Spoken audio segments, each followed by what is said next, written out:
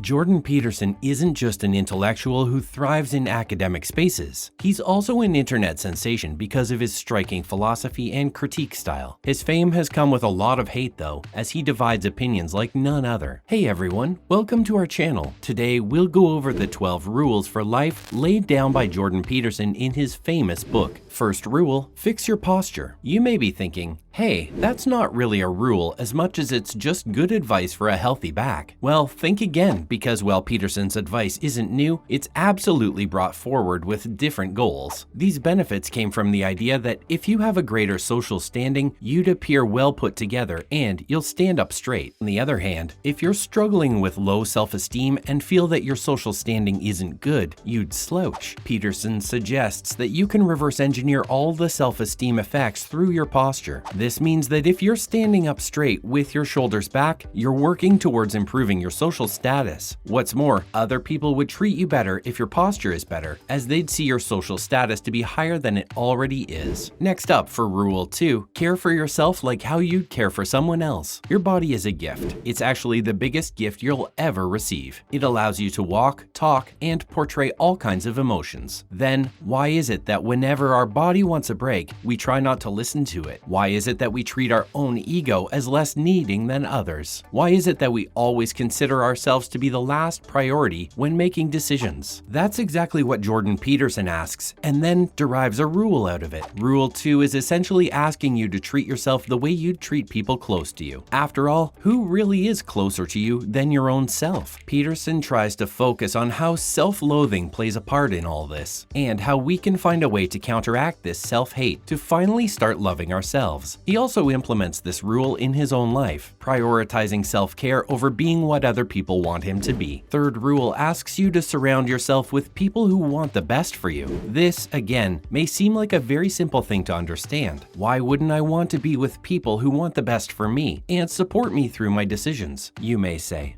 One look at your friend group will have you questioning otherwise. As it turns out, our friendships and the way they are created can be quite random. They're not formed on the basis of who actually means the best for us, but who's nice to us in the initial period. This is exactly why so many people end up in friendships that could be toxic, and it's a well-established fact that the only valid toxic thing is the Britney Spears song. Peterson believes that we become what we surround ourselves with. If you're surrounded by people who don't treasure your existence, you may end up not treasuring your existence either, and that is exactly what Peterson tries to implement in his life too. Next up, improve your own game instead of playing others. Well, for starters, the idea is not as tough as its phrases. The idea is to be true to your own self instead of being what others want you to be. It's not to compare yourself against people who are not you. It's to always be what you want to be, and not what others ask of you. This becomes increasingly harder in a time like ours, when social media is so widely accessible and everyone's showing their achievements every day. Peterson wants us to ignore other people's achievements and do right by our own goals and aspirations. The biggest example of this rule in action is Peterson writing this book,